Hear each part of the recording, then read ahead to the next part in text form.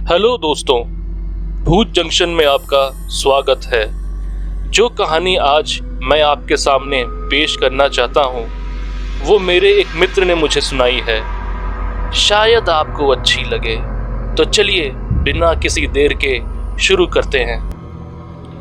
Hello दोस्तों, मेरा नाम कुणाल है और जो कहानी मैं आज आप लोगों को बताना चाहता हूँ वो शायद उतनी डरावनी ना हो, पर सच मानिए दोस्तों, उस समय हम सबकी हालत खराब हो गई थी। ये बात तकरीबन 10 साल पहले की है। हम 4 दोस्त रवि, संजय, प्रकाश और मैं बहुत दिनों से कहीं घूमने जाने का प्लान बना रहे थे, पर किसी कारणवश वो हो नहीं पा रहा था। एक दिन अचानक से प्रकाश ने बोला कि चलो भाइयों, हिमाचल चलते हैं। मेरे डैडी आउट ऑफ स्टेशन गए हैं और उनकी गाड़ी खाली है और हम उनके गाड़ी में चल सकते हैं। प्लान सबको अच्छा लगा और हम नेक्स्ट वीक जाने का फाइनल किया और देखते ही देखते हमारे जाने का दिन भी आ गया। मैंने प्रकाश से पूछा कि भाई तूने होटल तो बुक किया है ना? तो उसने बोला नहीं भाई, होटल वहीं जाके बुक कर लेंगे और वैसे भी होटल ऑनलाइन बहुत महंगे शो हो रहे हैं। तो प्लान के मुताबिक हम सुबह 6 बजे निकल गए और हमें अपने डेस्टिनेशन पहुंचते पहुंचते शाम के 7 साढ़े 7 बज गए थे। हमने सारा एरिया देख लिया पर कहीं भी एक रात के लिए भी रूम नहीं मिला। एक तो पहाड़ी इलाका, ऊपर से पहाड़ी इलाकों में अंधेरा जल्दी हो जाता है और फिर हमारी थकावट। दोस्तों के चेहरों पर निराशा की झलक साफ दिख रही थी। तभी संजय ने चिल्लाते हुए बोला, वो देखो भाइयों, उस पहाड़ के ऊपर होटल जैसा कुछ दिख रहा है, चलो देखते हैं। हमने गाड़ी स्टार्ट की और चल पड़े उस होटल की तरफ। होटल पहुंचते ही हमने सीधा जाके रिसेप्शन पे पूछा कि हमें कोई रूम मिल सकता है क्या, हम बहुत दूर से आए हैं। रिसेप्शनिस्ट ने मना कर दिया। ये सुन के तो दोस्तों हमारे होश ही उड़ गए। तभी संजय बोल पड़ा, अरे यहाँ भी रूम अवेलेबल नहीं, लगता है हम सबको आज रोड पर ही सोना पड़ेगा। तभी मैंने रिसेप्शनिस्ट से रिक्वेस्ट किया कि आज रात के लिए एक कमरा दिला दो, कल सुबह होते ही हम सब निकल जाएंगे। बहुत रिक्वेस्ट करने पर उसने बोला कि सर, एक रूम अवेलेबल है। ये रूम हम किसी को देते तो नहीं, पर आप लोगों की ज़रूरत को देखते हुए मैं ये रूम आप सबको दे सकती हूँ। पर मेरी एक शर्त है जो आप सबको माननी ही पड़ेगी। रात के 2 से 4 के बीच कोई भी आवाज़ आए, आप दरवाज़ा नहीं खोलेंगे। हम सब इतने थके थे कि हमने उसकी बात सुन के भी अनसुना कर दिया। रिसेप्शन वाली ने आवाज़ लगा के सर्वेंट को बुलाया और बोला, अरे भैया, इनका सामान रूम नंबर 404 में पहुंचा दो। ये सुन के सर्वेंट की आंखें बड़ी बड़ी हो गई और उसने हकलाते हुए बोला, कमरा नंबर 404 मैडम। तभी मैंने हंसते हुए बोला, क्यों भाई, 404 में कोई भूत वूत रहता है क्या? तभी रिसेप्शन वाली बीच में बोल पड़ी, अरे नहीं सर, ऐसी कोई बात नहीं, वो बस रूम साफ है कि नहीं इसलिए वो पूछ रहा है।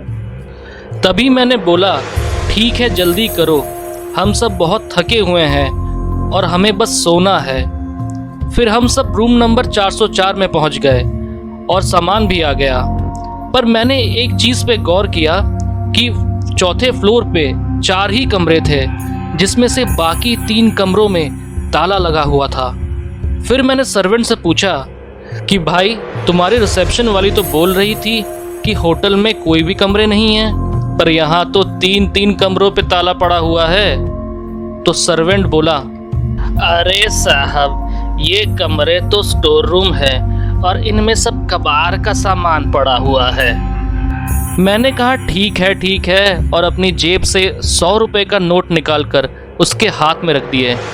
जाते जाते सर्वेंट ने हमें सचेत करते हुए बोला कि साहब, हमारी बात माने तो 2 से 4 के बीच दरवाज़ा मत खोलिएगा, चाहे कुछ भी हो जाए। मैंने बोला, अरे भाई ऐसा क्यों बोल रहे हो? तो इसी बात पे उसने बोला, अरे साहब, जैसन बोल रहे हैं वैसा करिए ना, इसमें आप सबकी ही तो भलाई है। हमने कहा चलो ठीक है, और फिर वो सर्वेंट चला गया और हम बेड पे लेट गए और हमारी आंखें भी लग गईं। तकरीबन रात के 1 से 1:30 बजे के बीच प्रकाश को गर्मी लगने लगी। फिर उसने अपनी शर्ट उतार के एक कील पे टांग दिया। फिर वो वापस सोने चला गया। इतने में हम सबको भी गर्मी लगने लगी, तो हमने भी उसे अपनी अपनी शर्ट उतार के दे दी और बोला, इसे भी टांग दे कहीं पे भाई। सबकी शर्ट लेके वो अपनी शर्ट की तरफ गया। फिर उसने देखा कि एक कील दीवार पे लगी हुई है उसके शर्ट के बगल में। फिर उसने गौर किया, पूरे कमरे में एक लाइन से कीलें लगी हुई हैं और उन कीलों पर दीवारों का ही सेम पेंट चढ़ा हुआ है। ये देख के प्रकाश 2 कदम पीछे हट गया और चिल्ला के बोला, भाई लोग उठो और देखो ये क्या है। हमने जब देखा तो हमें भी बड़ा अचंभा हुआ कि ये क्या मामला है। फिर मैंने कहा कि छोड़ो यार, कल सुबह देखते हैं, अब सो जाओ। पर कहीं ना कहीं हम सबके जहन में ये बात तो थी कि ये माजरा क्या है। फिर भी हमने खुद को शांत किया और सोने की कोशिश करने लगे। कुछ देर बाद हमें किसी औरत की रोने की आवाज़ सुनाई देने लगी।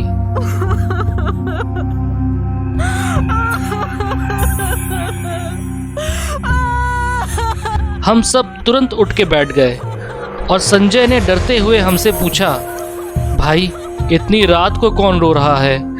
मैंने बोला, रुको दरवाज़ा खोल के देखता हूँ। मैं दरवाज़ा खोलने ही वाला था तभी पीछे से रवि चिल्ला पड़ा, दरवाज़ा मत खोल, दरवाज़ा मत खोल। याद है रिसेप्शन वाली ने और उस सर्वेंट ने क्या बोला था हमें। और ज़रा सोच, यहाँ पर कीलों पर एक जैसा पेंट क्यों है। शायद ये इसलिए कि किसी को कीले नज़र ना आए, और इसी वजह से शायद ये कमरा किसी भी गेस्ट को नहीं देते। हम ये बात कर ही रहे थे कि अचानक से किसी ने दरवाजे पर जोर जोर से पीटा और पीटने की आवाज़ इतनी जोरदार थी कि पूरा कमरा उस आवाज़ से गूंजने लगा। तभी रवि ने मेरा हाथ पकड़कर पीछे खींच लिया और डरते हुए बोला, भाई कुछ भी हो जाए पर दरवाज़ा मत खोलना। फिर क्या था, सारी रात कभी रोने की आवाज़, कभी दरवाज़ा पीटने की आवाज़, कभी घुंघरुओं की आवाज़ तो कभी हंसने की आवाज़। हम चारों दोस्तों के जीवन में ऐसा पहली बार हुआ था कि हमें समझ में नहीं आ रहा था कि हम क्या करें और क्या ना। हम बस भगवान से यही दुआ कर रहे थे कि सुबह हो और हम सब होटल से सही सलामत निकले। सुबह 4 बजे तक यही सब चलता रहा। उसके बाद कब हमारी आंख लग गई हमें पता ही नहीं चला। सुबह तकरीबन 7 बजे किसी ने दरवाज़ा खटखटाया। पहले तो हम डर गए, फिर हमने घड़ी देखा और सोचा कि अब सुबह हो गई है। संजय ने डरते हुए धीरे से दरवाज़ा खोला तो सामने वो सर्वेंट खड़ा हुआ था। सर्वेंट ने हकलाते हुए बोला कि सर आप लोग जिंदा हैं। संजय ने गुस्से में बोला, ये क्या सवाल है, क्या हमें जिंदा नहीं होना चाहिए था। तो सर्वेंट बोला, अरे नहीं साहब, हमारा मतलब था कि रात को कोई तकलीफ तो नहीं हुई आप सबको। पहले मैंने सोचा कि कल के बारे में उससे पूछूं, फिर सोचा छोड़ो, पहले इस मनहूस होटल से बाहर निकलते हैं, क्योंकि जान है तो जहान है। और हमें ये डिसाइड किया कि ब्रेकफास्ट हम बाहर ही कर लेंगे। फिर हमने तुरंत अपने बैग्स पैक किए और रिसेप्शन पे चेकआउट किया और घर के लिए निकल गए। हमें निकलने की इतनी जल्दी थी कि हमने किसी से पूछा भी नहीं कि 2 से 4 के बीच का राज क्या है और कमरा नंबर 404 का इतिहास क्या है। सच बताऊं दोस्तों तो इस बात को 10 साल हो गए हैं, पर उस होटल का राज अभी तक सामने नहीं आ पाया। आज भी जब हम 4 दोस्त साथ में बैठते हैं और रूम नंबर 404 की बात छिड़ती है तो हमारी रूह कांप जाती है और सोचते हैं कि हम सब ने शायद कुछ अच्छे कर्म किए होंगे, तभी हम सब सही सलामत अपने घर पहुंच पाए। इस ट्रिप में हमने किसी भूत प्रेत को अपनी आंखों से तो नहीं देखा, पर इसका अनुभव हमारे मस्तिष्क की जड़ों को हिला के रख दिया। दोस्तों, ऐसी ही और खौफनाक और हैरत अंगेज कहानियाँ सुनने के लिए इस चैनल को लाइक और सब्सक्राइब कर दीजिए। और अगर आपको अपने अनुभव मुझे शेयर करने हैं तो मैंने अपना ईमेल एड्रेस डिस्क्रिप्शन बॉक्स में डाल दिया है।